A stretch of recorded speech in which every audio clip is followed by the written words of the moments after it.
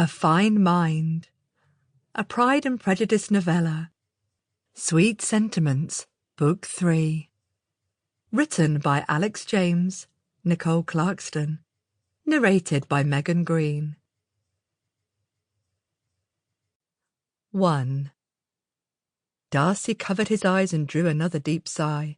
"Please, Georgiana, you must—" His sister hurled herself into the corner of the carriage, whimpering piteously with her hand shielding her head. "Come, sweetling, we are nearly there. A few moments more, that is all." She made no response, but the weeping continued. Darcy leaned closer to the shade, so he could peer out the crack afforded as it fluttered in the summer breeze. Oh, to have a little fresh air in that stuffy coach! But Georgiana could not bear the flickering light through the trees as they drove, so he kept the window covered. "Georgiana, would you like to hold my pocket watch?" She quieted somewhat, but did not move. "I can see where we are," he continued. "From here, we will be home in a quarter of an hour." She raised herself slowly. Great, limpid blue eyes searched his hands, but her expression remained broken and distressed. Darcy extended his pocket watch. "Here, take it. At past we will be at the door." She blinked, then accepted the watch. She clasped it greedily to her chest and rocked, her knuckles white and her jaw clenched. "Past," she repeated. "Home at past."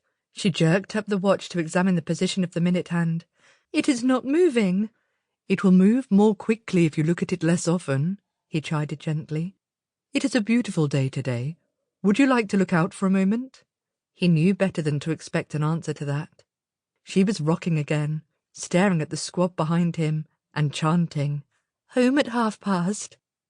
Darcy let his head drop back against the wall and released a long breath.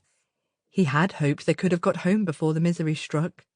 Travelling always troubled his sister.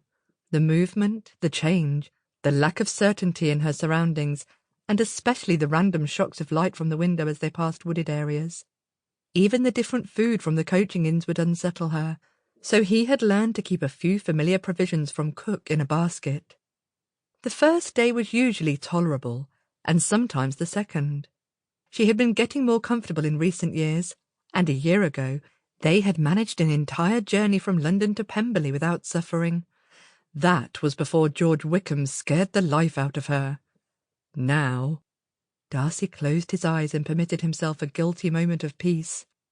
If they arrived home without further mishap, and he left her to rest until her nerves could be eased, she should be calm again, and he would be devilled if he took her anywhere else the rest of the summer.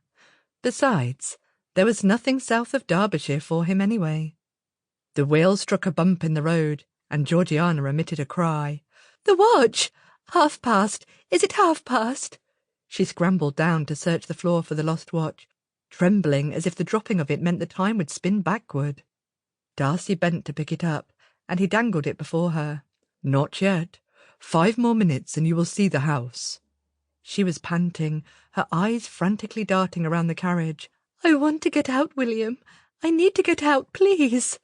"But I told you, darling, we are not yet to the house. Very nearly. Wait just another moment." She shook her head, and her entire body followed with a great wave of denial. "No, no, no," she muttered. "Out now! I need to get out." Darcy swallowed and glared at his boots for a split second. "Out now," he grumbled. If he refused, she was likely to have a bad spell that would last all night. Discouraging, to say the least, particularly since she had held together so very well until the last 10 miles. "Very well. John, let us out to walk, please." It was a vast improvement over the inside of the carriage, he had to confess it. The fresh air, the sun warming his shoulders, and the look of relief washing over Georgiana's face. Her frame sagged, and she closed her eyes, then dropped to the grass and lay flat out. He permitted her to remain.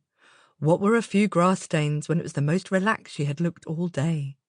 He could grant her a few moments to collect herself before he made her get back into the carriage, and he could do with a moment of quiet in his own head as well. Pemberley. A small ache ripped in his breast as he looked over the rolling lands, the ancestral grandeur of his home. It was more than a house. It was family and honour and tradition. It was 12 generations of dignity and heritage, of duty and expectation. Sample complete.